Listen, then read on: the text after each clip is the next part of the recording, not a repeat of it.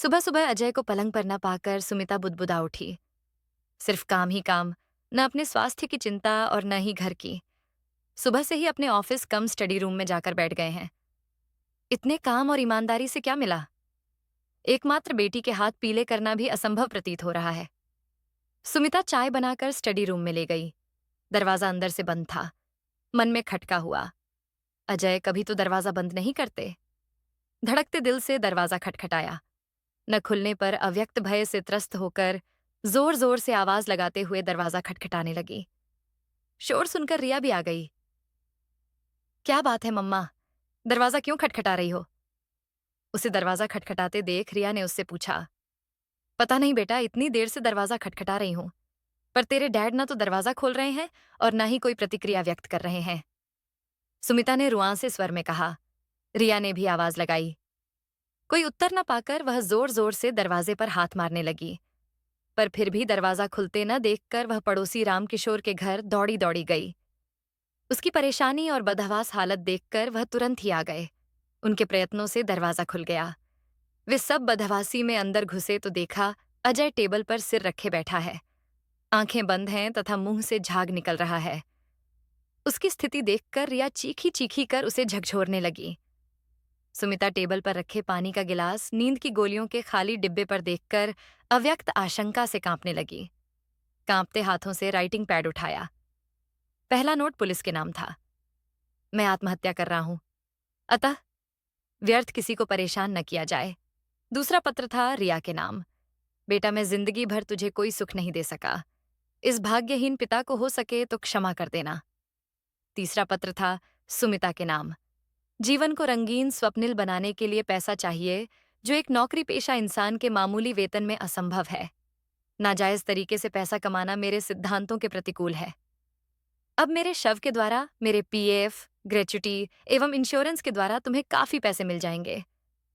हो सके तो उन रुपयों से रिया के हाथ पीले कर देना। अब तुम अपनी तरह से जीवन यापन करने के लिए स्वतंत्र हो। मम्मा, तुम ही सदा डैडी से झगड़ा करती रहती थीं।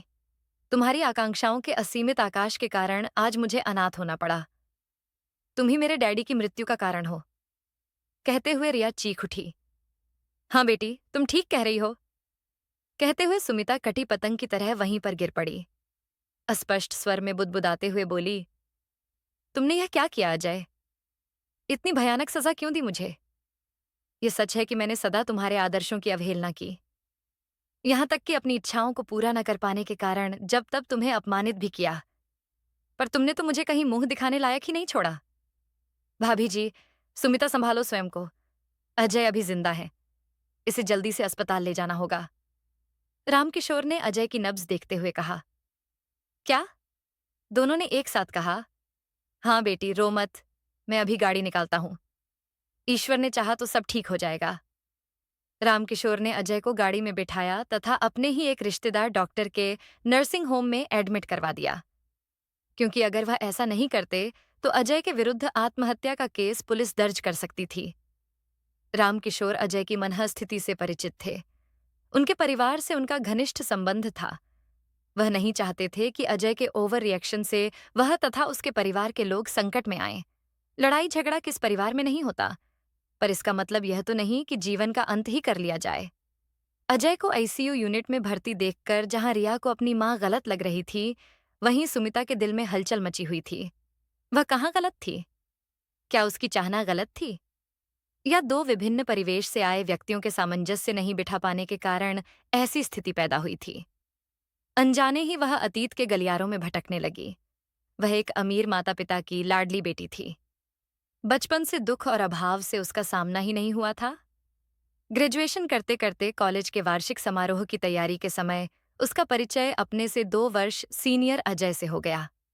ये छोटा सा परिचय न जाने कब प्यार में बदल गया, पता ही नहीं चला। अजय सामान्य परिवार से था।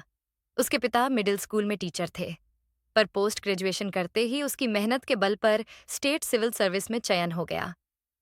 अजय की नौकरी लगते ही जब सुमिता ने अपने माता पिता को अपने प्यार के बारे में बताया, तो पहले तो वे बिगड़े। अजय के साधारण बैकग्राउंड देखकर झिटके पर सुमिता की जिद तथा अजय के सुनहरे भविष्य को देखते हुए अंततः उन्होंने सहमति दे दी। अजय ने विवाह की तैयारी करते उसके पिताजी से विनम्र स्वर में कहा था कि वह विवाह के समय कोई उपहार ग्रहण नहीं करेगा। सुमिता को भी वह मात्र 5 कपड़ों में ही ब्याह कर ले जाएगा। अजय के आग्रह को सुनकर उसके माता पिता को आश्चर्य हुआ था। वह भी थोड़ा परेशान तो हुई थी, पर प्यार का नशा उस पर ऐसा चढ़ा था कि उस समय वह अजय की हर बात मानती गई थी। विवाह के पश्चात जैसे जैसे प्यार का नशा उतरता गया, वैसे वैसे उसे अजय में कमियां नजर आती गईं। जहां वह भौतिक वस्तुओं की शौकीन थी, वहीं अजय किताबी कीड़ा था। ऑफिस से आते ही वह जहां घूमने जाना चाहती थी, वहीं वह अपना कुछ समय किताबों के साथ बिताना चाहता था। धीरे धीरे अकेलेपन के एहसास के साथ उसे सुख सुविधाओं की कमी महसूस होने लगी। उसे याद आया, अपने विवाह के 10 महीने पश्चात आया उसका जन्मदिन का दिन। Many many happy returns of day, सुमी प्यार भरे शब्दों में कहते हुए अजय ने कमरे में प्रवेश करते हुए उसे एक उपहार पकड़ाया। क्या लाए हो? दिखाओ ना, उसने खुशी से मचलते हुए पूछा। तुम स्वयं ही अनुमान लगाओ। मुझे क्या पता, तुम ही बताओ। कहते हुए सुमिता बच्चों की तरह चहक उठी थी। तुम स्वयं ही खोल कर देख लो। तुम्हारे जन्मदिन पर मेरी ओर से तुच्छ भेंट। तुम झुक झुक जियो, मेरी उम्र भी तुम्हें लग जाए। उपहार उसके हाथ में देते हुए रोमांटिक प्रेमी की तरह उसने कहा। हटो, ऐसा भी कहीं कहते हैं? सुमिता ने भी उसी गर्मजोशी के साथ उत्तर देते हुए अजय के मुख पर हाथ रख दिया था। उपहार, यही उपहार है मुझे देने के लिए तुम्हें। सुमी ने पैकेट में पुस्तक देखकर मुंह बनाकर उत्तर दिया था। इस उपहार को पढ़कर देखो तो सही, बहुत ही ज्ञानवर्धक एवं रोचक है। जवाहरलाल नेहरू की पुस्तक डिस्कवरी ऑफ इंडिया। ये क्यों नहीं कहते कि इससे अधिक मेरे जन्मदिन पर खर्च करने की हैसियत नहीं है तुम्हारी? ये क्या कह रही हो सुमी? तड़प कर अजय ने कहा था। मैं ठीक ही कह रही हूं। पड़ोसी मित्र भी तो आपके ही स्तर के पदाधिकारी हैं। किंतु हमारे और उनके घर के स्तर में इतना अंतर क्यों है? क्या नहीं है उनके पास? कलर टीवी, 2 in 1, वीसीआर इत्यादि। विवाहिता मित्र घर में ही 2000 से कम की ड्रेस नहीं पहनती है, और आज जन्मदिन पर भी बस आप एक किताब उठा लाए। आक्रोशात्मक स्वर में सुमी ने उत्तर दिया था। सुमी, दूसरों के साथ कभी अपनी तुलना मत किया करो। वैसे भी इच्छाओं का कभी अंत नहीं होता। एक इच्छा पूरी होते ही दूसरी पैदा हो जाती है। जितनी चादर हो उतना ही पैर फैलाना चाहिए। फिर हम कितनों से अच्छा जीवन व्यतीत कर रहे हैं। आज भी करोड़ों ऐसे लोग हैं जिन्हें 2 वक्त की रोटी भी नसीब नहीं है। ऊपर देखने की अपेक्षा अगर नीचे देखोगी तो ज्यादा सुख और संतोष पाओगी। मुझे पुस्तकों से अच्छा और कोई उपहार नहीं लगता, क्योंकि पुस्तक हमारे मानसिक सौंदर्य का विकास करती है। अगर तुम्हें मेरा उपहार पसंद नहीं आया तो कोई बात नहीं। क्रोध छोड़ो और तैयार हो जाओ। अपनी मनपसंद ड्रेस या जो चाहे खरीद लेना, और हाँ, आज बाहर खाना खाकर ही आएंगे। शांत स्वर में अजय ने कहा। इतनी दरियादिली अब रहने ही दो। पूरे उपदेशों के सहारे जीवन नहीं व्यतीत किया जा सकता। हमेशा महत्वाकांक्षी होना चाहिए। अगर हम ऊपर नहीं देखेंगे तो आगे कैसे बढ़ेंगे? आज केवल हम दोनों हैं। मैं अपनी इच्छाओं को दबा सकती हूँ, किंतु कल जब हम 2 से 3 होंगे, तब बच्चों की इच्छाओं का दमन होते मैं नहीं देख पाऊंगी। तुम्हें अपनी आमदनी बढ़ाने का प्रयास करना होगा, चाहे जैसे भी हो। मुझे अपनी सुख सुविधाओं की पूर्ति के लिए पैसा चाहिए। कहती हुई वह दनदनाती हुई रसोई में चाय बनाने चली गई। चाय नाश्ता लेकर आई तो कमरे में अजय को न पाकर समझ गई कि वह क्रोधित होकर कहीं चला गया है। वह प्रारंभ से ही आदर्शवादी एवं आत्मसम्मान की गरिमा से युक्त व्यक्तित्व वाला रहा है। ये गुण उसे अपने पिताश्री, जो स्कूल में अध्यापक थे, से विरासत में मिला है। न चाहते हुए भी वह जब तक उसके आत्मसम्मान को ठेस पहुंचा देती है। अजय ने उसे स्वयं ही विवाह से पहले अपने विचारों से उसे अवगत करा दिया था। उसने भी तो सब देख समझ पाँच कर उसे अपनाया था। फिर यह गिला शिकवा क्यों? आत्मग्लानि से पीड़ित मन ही मन स्वयं को दोष दे रही थी कि बाहर कार के रुकने की आवाज सुनाई दी। सामने मम्मा पापा को देख पल भर पहले का विषाद हर्ष में बदल गया। हैप्पी बर्थडे बेटा, मम्मी ने उसे गले लगाते हुए कहा। Thank you mummy. Thank you पापा। इतना ख्याल रखते हैं आप मेरा। क्यों अजय नहीं आया अब तक? 7 बजने वाले हैं। पापा ने उसे अकेला देखकर घड़ी देखते हुए कहा। उन्हें तो सदैव काम की ही धुन सवार रहती है। अन्य बातों से उन्हें कोई मतलब ही कब रहा है। झूठ बोलते हुए भी सुमिता के मन का आक्रोश जुबान पर आ ही गया। कोई काम आ गया होगा? अच्छा, अब जल्दी से तैयार हो जाओ। अजय भी आता होगा। तुम्हारे लिए कुछ उपहार दिलवाकर आज बाहर ही कहीं खाना खाएंगे। पापा ने आदेशात्मक स्वर में कहा। बेटा 8 बजने वाले हैं। अजय का इंतजार करते रहे तो थोड़ी देर बाद बाजार भी बंद हो जाएगा। देर होता देख मम्मी ने चिंतित स्वर में कहा। पर मम्मा, इनके बिना वह कहती भी तो कैसे कहती कि वह तो जल्दी आया था, पर नाराज होकर चला गया है। ऐसा कर बेटा, ताला लगाकर चाबी पड़ोस में दे चल। उसे चुप देखकर थोड़ा रुककर मम्मी ने पुनः कहा। लेकिन यह तो उचित नहीं होगा। वह बेचारा ऑफिस से थका हारा आएगा और घर में ताला लगा देखकर परेशान हो जाएगा। पापा ने विरोध किया था। तो क्या हम उसकी वजह से अपनी बेटी को अच्छी ट्रीट भी नहीं दें? आज तो उसे जल्दी आना ही चाहिए था। मम्मी ने डैडी की बात को काटते हुए कहा था। पता नहीं अजय से बदला लेने की भावना थी या मम्मी का विरोध न कर पाने की झिझक या एक अच्छी ट्रीट की चाह। उसने भी मम्मी की हाँ में हाँ मिला दी। उसकी स्वीकारोक्ति पाकर डैडी विरोध न कर सके तथा सिर्फ इतना बोले, चाबी के साथ एक नोट भी पड़ोस में दे दे कि हम गोल्डन ट्रीट रेस्टोरेंट में खाना खाएंगे। वह भी वहीं आ जाए। अजय रात्रि को जब लौटा तो ताला लगा देखकर समझ नहीं पा रहा था कि क्या करें। तभी पड़ोसी मित्र जी की लड़की आकर उसे चाबी देते हुए बोली, अंकल, आंटी अपने मम्मी पापा के साथ कहीं गई हैं तथा यह चिट्ठी आपको देने के लिए कह गई हैं। अजय ने ताला खोला। पत्र पढ़कर वह बौखला गया। गोल्डन ट्रीट रेस्टोरेंट में इंतजार करेंगे। जब घर में ही इंतजार नहीं कर सके तो बाहर क्या करेंगे? सब दिखावा है, ढोंग है। जिसके लिए पैसा ही आज सब कुछ है, वह किसी की मान मर्यादा की परवाह क्यों करेगा? मन ही मन वह बुदबुदाया। तिरस्कार और अवहेलना के कारण अजय को नींद भी नहीं आ रही थी। करीब 11 बजे घंटी बजी। दरवाजा खोला तो देखा सुमिता अपनी मम्मी के साथ दरवाजे पर खड़ी थी तथा उसके पापा गाड़ी से कोई सामान उतरवा रहे थे। बेटा, हमने बहुत देर तुम्हारा इंतजार किया। ऐसा क्या काम आ गया था कि तुम सुमिता के जन्मदिन पर भी शीघ्र घर नहीं आ पाए? तुमने खाना खाया या नहीं? मम्मी ने अपनत्व दिखाते हुए उससे पूछा। क्षमा करना बेटा, तुम्हारी अनुपस्थिति में हम सुमिता को लेकर चले गए, किंतु तुम्हारे न रहने से किसी को भी अच्छा नहीं लग रहा था। हम सभी ने तुम्हें बहुत मिस किया। हमारी ओर से सुमिता के जन्मदिन पर मामूली उपहार है। अच्छा, अब हम चलते हैं।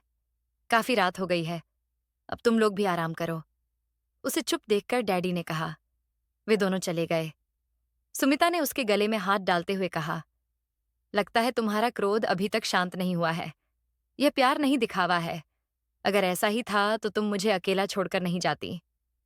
अजय ने अपने गले से उसकी बाहें हटाते हुए कहा। छोड़ो भी गुस्सा। ये देखो, मम्मी पापा ने कलर टीवी और भैया ने म्यूजिक सिस्टम उपहार में दिया है। सुमी ने खुशी से चहकते हुए कहा। सुमी, तुम्हें उनसे इतनी कीमती उपहार स्वीकार नहीं करने चाहिए। अब तुम्हारा विवाह हो गया है। वाह, क्यों नहीं लेने चाहिए? मैं उनकी पुत्री हूं। उन्हें देने का अधिकार है और मुझे लेने का। सुमिता ने सहजता से कहा। लेकिन सुमी, लेकिन कुछ नहीं। तुम दिलवा नहीं सकते, अतः ईर्ष्यावश स्वीकार करने में झिझक महसूस करते हो। अचानक फिर सुमी के मुंह से व्यंग्य बाण निकल ही गया। सुमिता, अजय ने लगभग चिल्लाते हुए कहा और कमरे में जाकर लेट गया। सुमिता ने भी उसे मनाने की कोशिश नहीं की। 5 वर्ष बस ऐसे ही रोते मनाते बीत गए। समय की अब गति को कोई क्या रोक पाया है? वह तो नदी की अविरल धारा की तरह सदा चलता ही जाता है। निरंतर अनवरत और इसी तरह सुख दुख धूप छांव नोक झोंक के बीच जीवन चलता रहता है। इसी के साथ बनते बिगड़ते रहते हैं आपसी संबंध। इसी बीच हमारे प्रेम की डोर को मजबूत बनाने आ पहुंची हमारी प्यारी बिटिया रिया। रिया की मधुर मुस्कान, किलकारियों एवं बाल सुलभ हरकतों ने उनके जीवन में मिठास पैदा कर दी थी। आपसी कलह छोड़ अब वे उसकी किलकारियों में ही अपना सुख चैन ढूंढने लगे थे। जैसे जैसे वह बढ़ रही थी, उसे उसके दाखिले की चिंता सताने लगी। हम अपनी रिया को बोर्डिंग स्कूल में पढ़ाएंगे। एक दिन सुमिता ने अजय से कहा। क्यों? क्या यहाँ के स्कूल खराब हैं? मैं भी तो ऐसे ही स्कूल में पढ़ा था। आपके पिताजी के पास पैसा नहीं होगा, पर हमारी एक ही बच्ची है, अतः मैं उसे अच्छे स्कूल में ही शिक्षा दिलाऊंगी। वैसे भी तुम्हारा तो हर दूसरे तीसरे वर्ष स्थानांतरण हो जाता है। इससे उसकी पढ़ाई में व्यवधान आएगा। सुमी, मेरे पिताजी के पास भी ज्यादा पैसा नहीं था और ना ही मेरे पास है। कान खोलकर सुन लो, मैं इतना खर्च वहन नहीं कर सकता। मैं इतना पैसा कहाँ से लाऊं? चोरी करूं या डाका डालूं? बोलो, क्या करूं? जहां तक व्यवधान का प्रश्न है, मेरे जैसे अन्य अधिकारी भी हैं, जिनके बच्चे बाहर नहीं, उनके साथ रहकर ही पढ़ाई कर रहे हैं। अनायास अजय का स्वर तेज हो गया था। मैं कुछ नहीं जानती। मैं अपनी बेटी को अच्छी से अच्छी शिक्षा देना चाहती हूँ, चाहे इसके लिए मुझे अपने खर्चों में कटौती ही क्यों ना करनी पड़े। जहां तक आय का प्रश्न है, क्या तुम नहीं जानते कि अतिरिक्त आय कैसे प्राप्त की जाती है? सुमिता ने फिर से व्यंग्य से कहा। जो तुम चाहती हो वह कभी नहीं हो सकता। इतने वर्षों पश्चात तो मुझे समझने की कोशिश करो। प्रत्येक इंसान के अपने कुछ सिद्धांत होते हैं, आदर्श होते हैं। उन पर चलना वह अपना कर्तव्य समझता है। मेरा भी सिर्फ एक आदर्श है, मेहनत और ईमानदारी की कमाई। उसी में जीवन का सुख निहित है। चाहे मेहनत और ईमानदारी की कमाई में हम अपने बच्चों की उचित परवरिश न कर पाएं। बच्चों की उचित परवरिश अगर सिर्फ पैसों से ही की जा सकती है, तो यह तुम्हारा भ्रम है। यदि तुम आकलन करो तो पाओगी कि पैसे वालों के बच्चे अक्सर बिगड़ते ही हैं, क्योंकि वे सोचते हैं कि उनकी प्रत्येक इच्छाएं और अभिलाषाएं पैसों के द्वारा पूर्ण हो जाएंगी। अतः वे परिश्रम से भी जी चुराने लगते हैं। यदि देवयोग से कभी विपरीत परिस्थितियों का सामना करना पड़ जाए, तो वे अपनी अकर्मण्यता या मेहनत से जी चुराने की आदत के कारण असफल सिद्ध होते हैं। अतः जीवन को सुखी एवं समृद्ध बनाने के लिए पैसा उतना आवश्यक नहीं है, जितने कि संस्कार जो बच्चों को अपने माता पिता से प्राप्त होते हैं। ऐसा ही सब कुछ होता तो भगवान बुद्ध जो राजसी ठाट बाट छोड़कर वनगमन नहीं करते। महात्मा गांधी को पैसों ने नहीं, वरन उनके आदर्शों ने, मूल्यों ने विश्व प्रसिद्ध बनाया है। मैं आपके समान दार्शनिक नहीं हूं, एक सामान्य नारी हूं। आपका जीवन दर्शन समझ पाने में असमर्थ हूं। आज के भौतिकवादी युग में वैसा ही सब कुछ है। बस इतना ही जानती हूं। सुमी, तुम्हें कैसे समझाऊं? दुनिया में पैसा ही सब कुछ नहीं है। आदमी की अपनी इज्जत होती है, और यदि वह नीलाम हो गई तो वह कहीं का नहीं रहता। काश तुम मुझे समझ पाती तो मैं आज स्वयं को इतना अकेला और असहाय महसूस नहीं करता। वह स्वयं बुदबुदा उठा और सदा की तरह अपना सिर पकड़कर बैठ गया। तभी नन्ही रिया ने आकर अपने नन्हे हाथों से उसका सिर उठाया तथा अपनी बाल सुलभ तोतली आवाज में बोली, डैडी, हमें आइसक्रीम खाना है, प्लीज चलिए ना। चलो बेटी, हम अभी आपको आइसक्रीम खिलाने ले चलते हैं। कहते हुए उसने रिया से लगा लिया तथा अस्फुट स्वर में बोला, मेरे जीवन की एकमात्र खुशी तो तू ही है मेरी बच्ची। मेरे जीने का सहारा भी तो तू ही है। यदि तू ना होती तो शायद मैं जी ही नहीं पाता। संतोष असंतोष, सुख दुख के बीच जीवन के 12 बसंत बीत गए। एक दिन अजय थका हारा आकर कुर्सी पर बैठते हुए बोला, सुमी, एक कप चाय देना।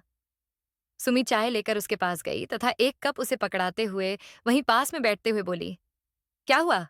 बहुत थके हुए लग रहे हो। हाँ, आज मंत्री आए थे। इनको भी कोई काम नहीं रहता। जब देखो मुंह उठाए चले आते हैं। सुमिता ने मुंह फेर कर कहा। अभी वे बात कर ही रहे थे कि रिया ने घर में घुसते हुए प्रसन्नता से कहा, मम्मा पापा देखिए, मुझे कॉलेज की वाद विवाद प्रतियोगिता में पुरस्कार मिला है। विषय था, आज की नारी पुरुष के समान सक्षम है। मैंने पक्ष में अपने विचार रखे। मेरे तर्कों से सब इतने प्रभावित हुए, इतनी तालियां बजीं कि कुछ पूछिए मत। अगर आप भी होते तो देखकर बहुत ही खुश होते। वेरी गुड, दिखाओ तो मिला क्या है? अजय ने रिया की खुशी में अपना स्वर मिलाते हुए कहा, सब काल्पनिक बातें हैं। यदि यथार्थ से सामना हो तो पता चले कि आज की नारी पहले की अपेक्षा अब ज्यादा विवश एवं स्वतंत्र होती जा रही है। पिता पुत्री को ऐसे खुश देखकर सुमिता ने कहा, डैडी, क्या हो गया है मम्मा को? रिया ने पूछा। कुछ नहीं बेटा, वह तो सदा से असंतोषी रही है। मैं ही पागल हूं, तभी किसी को समझ नहीं पाती। खींचते हुए सुमिता ने कहा। समय के साथ रिया ने पोस्ट ग्रेजुएशन कर लिया तथा कॉलेज में पढ़ाना प्रारंभ कर दिया था। सुमिता को उसका पढ़ाना अच्छा नहीं लगता था। वह चाहती थी कि वह सिविल सर्विस जैसे सम्मानजनक पद को अपनाए, जबकि रिया पीएचडी कर शिक्षा के क्षेत्र में ही आगे बढ़ना चाहती थी। सुमिता की इच्छा अनुसार रिया ने सिविल सर्विस की तैयारी प्रारंभ कर दी थी। अब सुमिता को विवाह की चिंता सताने लगी थी।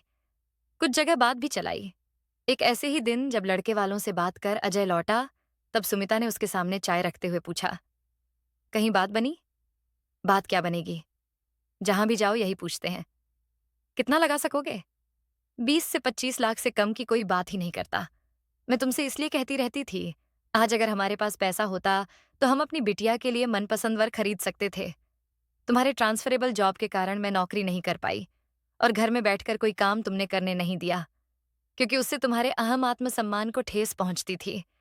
मैंने तो जैसे तैसे अपनी जिंदगी गुजार दी। बेटी को भी हम क्या ऐसे ही तिल तिल कर मरते देखेंगे? क्या उसकी झोली में थोड़ी सी भी खुशी नहीं डाल पाएंगे? कहती, जाओ सुमी, आज मैं सब कुछ सुनने को तैयार हूं, किंतु क्या करूं? मजबूर हूं। अपनी आत्मा को तो नहीं कुचल सकता। एक सच्चे और ईमानदार आदमी का अगर यही हश्र होता है तो होने दो। मुझे कोई गिला शिकवा नहीं है, पर मेरी सोच आज भी नहीं बदली है। आज भी मैं मानता हूं सच्चाई पर कभी बुराई हावी नहीं हो सकती। देखना, हमारी रिया के लिए भी एक ना एक दिन योग्य वर मिल ही जाएगा। मैं बंद आंखों से नहीं, खुली आंखों से स्वप्न देखना पसंद करती हूँ। वैसे भी अगर स्वप्न देखने से ही हर इच्छा पूरी हो जाती तो कोई प्रयत्न ही नहीं करता।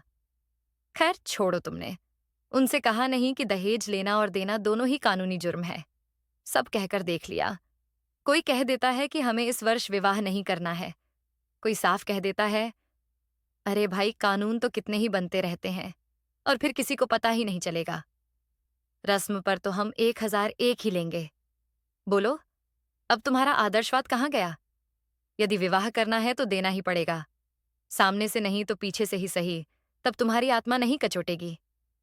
सिद्धांत, आदर्श, उसूल सब किताबी बातें हैं। जीवन को सुखमय बनाने के लिए व्यवहारिक बनना ही पड़ता है। बदलते जीवन मूल्यों के साथ स्वयं में परिवर्तन लाना ही पड़ता है। जीवन के आदर्श प्रत्येक काल और परिस्थिति में समान रहे हैं और रहेंगे। वह समय के साथ बदले नहीं करते। काश प्रारंभ से ही तुम मुझे समझने का प्रयत्न करती। बाहरी आडंबर युक्त जीवन जीने की अपेक्षा सदा सरल जीवन व्यतीत करते हुए कुछ बचत करती तो शायद आज हम इतनी विकट स्थिति में नहीं होते। मुझे तो तुम सदा लांछित करते आए हो, परंतु अब एक दूसरे पर आरोप लगाने से कोई हल नहीं निकलेगा। कुछ तो करना ही पड़ेगा। सिविल सर्विस के प्रीलिमिनरी एग्जाम में रिया क्लियर हो गई थी। मेंस का रिजल्ट आना बाकी था। उसके विवाह की चिंता अभी भी जस की तस थी। बस एक आस बाकी थी कि यदि वह सिविल सर्विस में आ गई तो अच्छा घर-वर मिल जाएगा तथा दहेज भी नहीं देना पड़ेगा। परेशानी तो तब होती जब पड़ोसी रिश्तेदार आते, कहते, कब कर रही हो बिटिया का विवाह? अरे भाई, विवाह अगर समय पर ना हो तो अच्छा लड़का मिलना मुश्किल हो जाता है। अब वह हर एक से तो नहीं कह सकती थी कि बात दहेज पर आकर रुक जाती है। कल सुमिता के भैया भाभी आए थे। उन्होंने रिया के विवाह के बारे में पूछने पर उसने कह दिया, भैया, रुपयों पैसों पर आकर बात रुक जाती है। जितना चाहे हमसे ले लें, बाद में लौटा देना। उनके जाते ही अजय फट पड़े थे तथा उससे भी रहा नहीं गया। आरोप प्रत्यारोपों का जो दौर शुरू हुआ वह खत्म होने का नाम ही नहीं ले रहा था। रिया ने आकर ही दोनों को यह कहकर चुप कराया, प्लीज, मेरे लिए आप लोग झगड़ा ना करें। मुझे अभी विवाह नहीं करना है। मेरी मंजिल विवाह नहीं, मेरा करियर है। दूसरे दिन यह घटना घटी। सहन शक्ति की भी एक सीमा होती है। शायद वह सीमा समाप्त हो गई थी, वरना एक आदर्शवादी और अपने सिद्धांतों के पक्के अजय ऐसा कदम कभी नहीं उठाते। अपने इन्हीं सिद्धांतों के चलते उन्हें अपनी नौकरी में भी क्या क्या कठिनाइयां नहीं उठानी पड़ीं। उनके मित्र तो अक्सर कह देते थे, यार, तुम गलत प्रोफेशन में आ गए हो। तुम्हें तो अपने पिताश्री की तरह ही कहीं किसी विद्यालय में शिक्षक ही होना चाहिए था। तब वह मुस्कुराकर कहते, मित्र, कोई भी प्रोफेशन बुरा नहीं होता, अगर हम अपनी महत्वाकांक्षाओं को सीमित रखें तथा अपने निजी स्वार्थों के चलते समझौता न करें। यह सच है कि सच्चाई और ईमानदारी आज के युग में गौण हो गई है, पर यह सोचना कि समाप्त हो गई है, ठीक नहीं है। सच्चाई और ईमानदारी का रास्ता दुर्गम अवश्य है, पर इतना भी नहीं कि उस पर चला ना जा सके। कम से कम मन में इतना संतोष तो रहेगा कि हमने कभी गलत काम नहीं किया। आज भी मेरा अटल विश्वास है कि जीत अंततः सच्चाई की ही होती है। इतना अटल निश्चय वाला व्यक्ति भी आज हारकर ऐसा निर्णय ले बैठा। किसी ने सच कहा भी है कि इंसान पूरी दुनिया से लोहा ले सकता है, पर अपनों से हार जाता है। आज अपनों के कारण ही अजय को यह दिन देखना पड़ा, वरना उसकी ईमानदारी के चर्चे तो उसके पहुंचने से पहले ही दूसरे शहर में पहुंच जाया करते थे। उसे वह दिन याद आया जब उनका स्थानांतरण लखनऊ से कानपुर हुआ था। वे कार से जा रहे थे। एक जगह नाश्ता करने रुके। तभी एक आदमी आया तथा अजय के पास आकर बोला, अगर मैं भूल नहीं कर रहा हूं तो आप अजय शर्मा हैं? यस, अजय ने आश्चर्ययुक्त स्वर में कहा। सर, हम आपस में कभी मिले तो नहीं हैं, पर आपके चर्चे जरूर सुने हैं। आप जैसा ईमानदार ऑफिसर आज के युग में विरले ही होते हैं। हम आपकी ईमानदारी के कायल हैं।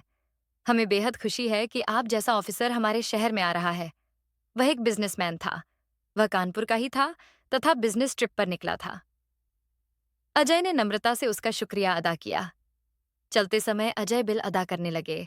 उन्हें ऐसा करते देख वह नम्रता से बोला, सर, इस बार मुझे पेमेंट करने दीजिए, क्योंकि ज्वाइनिंग के बाद तो आप हम लोगों से कुछ लेंगे नहीं।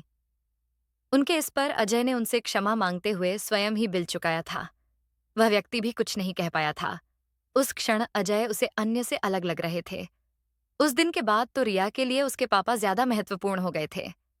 यहाँ तक कि जब भी उनकी तकरार होती, वह उसे समझाती हुई अपने पापा के पक्ष में ही खड़ी नजर आती। और आज ऐसे व्यक्ति का ऐसा हश्र। पश्चाताप की अग्नि में सुमिता जल रही थी। आंखों से आंसुओं की अविरल धारा बह रही थी तथा मन ही मन कह रही थी, मुझे क्षमा कर दो अजय, बस एक मौका और दे दो। इस बार तुम्हें निराश नहीं करूंगी। रिया जो डॉक्टर से मिलने गई थी ने माँ को ऐसे रोते देखा तो बोली, मम्मा शांत हो जाओ, सब ठीक हो जाएगा। डॉक्टर कह रहे हैं कि खतरा टल गया है। डैड के पास मैं बैठती हूँ, आप घर जाकर आराम करो। आराम? जब तक तेरे डैडी ठीक नहीं हो जाते हैं, मैं कहीं नहीं जाऊंगी। जिद ना करो मम्मा, रोहन तुम्हें घर छोड़ देगा। वह रोहन के साथ घर लौट आई थी। रोहन रिया का मित्र है। दोनों ने एक साथ पोस्ट ग्रेजुएशन किया था तथा रिया और रोहन एक ही कॉलेज में पढ़ा रहे हैं। रिया जहां सिविल सेवा की तैयारी कर रही है, वहीं वह पीएचडी कर रहा है।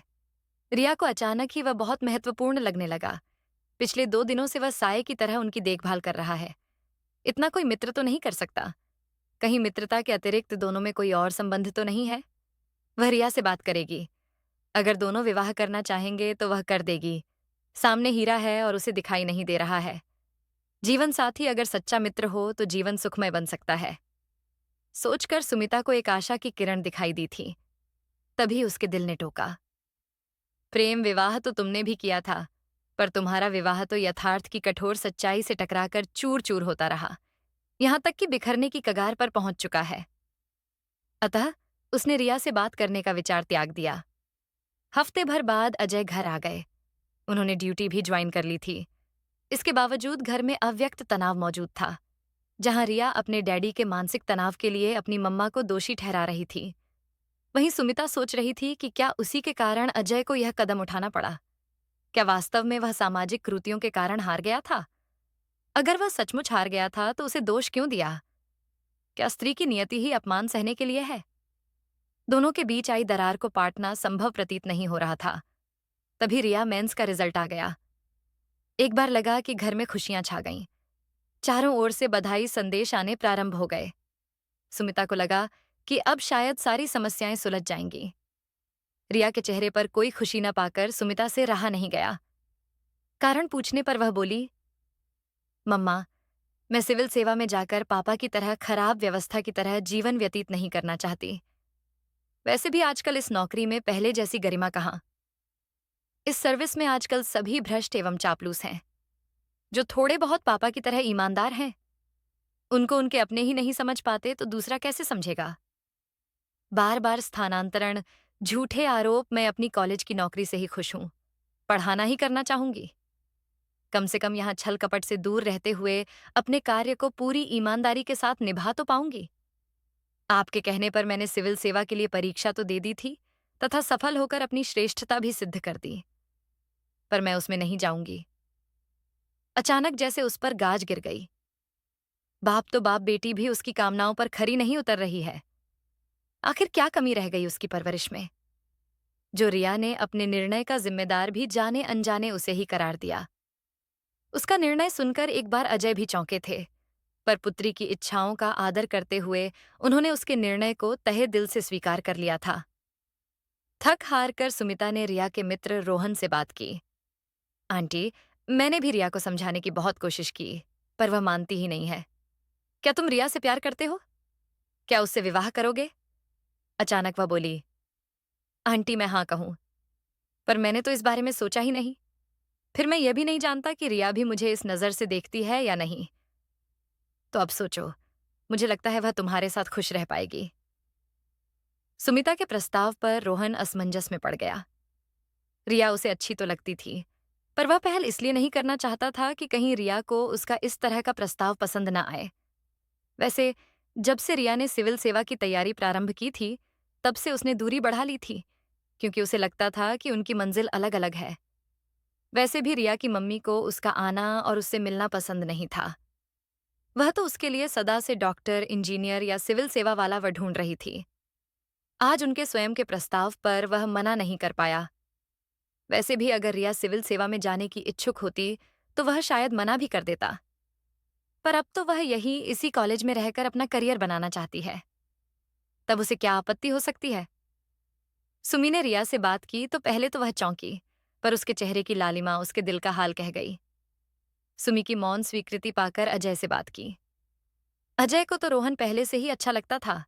वह उसके सहज सौम्य व्यवहार का कायल था। इससे भी बढ़कर था उसका व्यक्तित्व।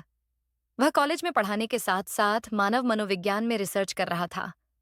वह पढ़ाने के साथ साथ मनोचिकित्सक बनकर समाज सेवा भी करना चाहता था, क्योंकि उसका मानना था कि आज का व्यक्ति रुपया पैसा मान और शोहरत के बावजूद मनोरोगों से घिर रहा है।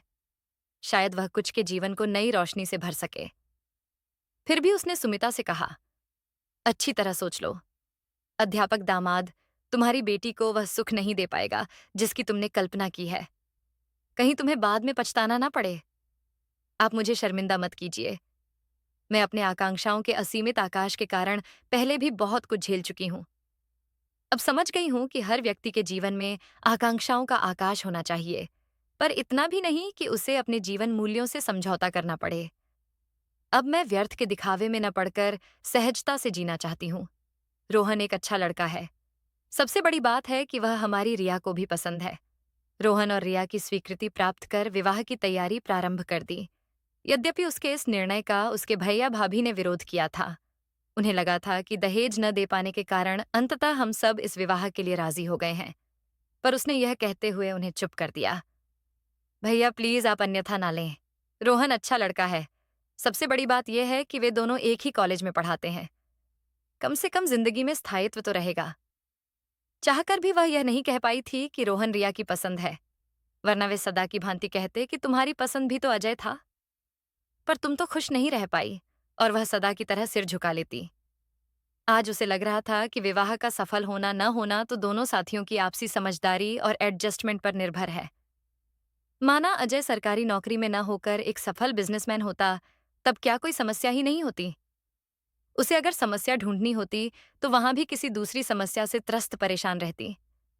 क्या उसकी मम्मी को पापा से या भाभी को भैया से कोई शिकायत नहीं थी? समस्या हर जगह है। हर व्यक्ति समस्याओं से त्रस्त है। समस्या का निदान ढूंढकर आगे बढ़ते जाना ही जीवन है। कुछ ही दिनों में घर में शहनाई बज उठी। हल्के गुलाबी लहंगे में रिया का दमकता रूप रोहन के सानिध्य में खिल उठा था।